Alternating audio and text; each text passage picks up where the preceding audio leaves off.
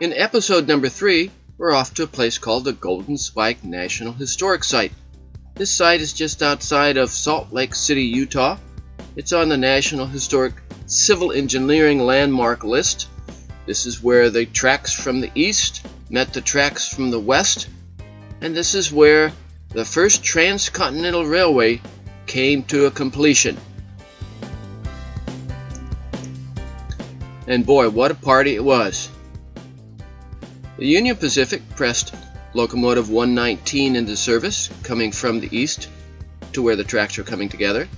Now these locomotives, both of the ones that they have there at the Golden Spike, are reproductions, but they're as close to the original ones as they could possibly put together.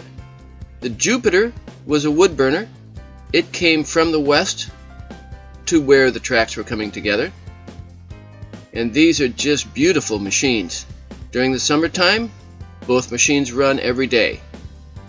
On the weekends, they have a reenaction of the last spike spiking, and you, as a participant, can be part of it. If you happen to be here on a weekend, they'll ask for volunteers and you can actually be part of the reenactment. It's real good fun. An interesting tidbit is that almost exactly to the day 100 years before I graduated from high school is when the tracks came together. And boy, was it ever a great big deal. Looking around in the area, this is pretty much what it probably looked like at the time the tracks came together. It's kind of, well, not close to anything. It's way out there in the middle of nowhere, but well worth your drive. There was homesteading after the tracks came together. And boy, is this ever big country. Get out there and have a look at it. The Central Pacific, coming from the west, had lots of timber up in the mountains, and they milled their cross ties, where the Union Pacific barely even made them more than logs with some flat sides.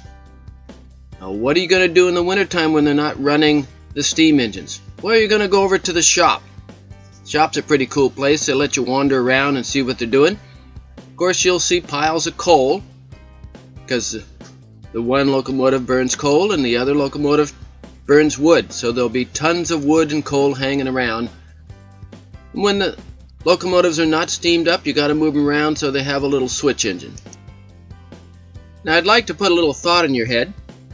The folks at the Golden Spike National Historic Site loves volunteers. You guys can go and volunteer there. Oftentimes as I'm passing through the state, I'll be there for a few days to a week or two, and they just have all kinds of stuff you can do. You can get to learn how to fire both coal and wood. And it's just a really interesting place to go and hang out. So think about volunteering, or at least stopping into the day, to the Golden Spike National Historic Site.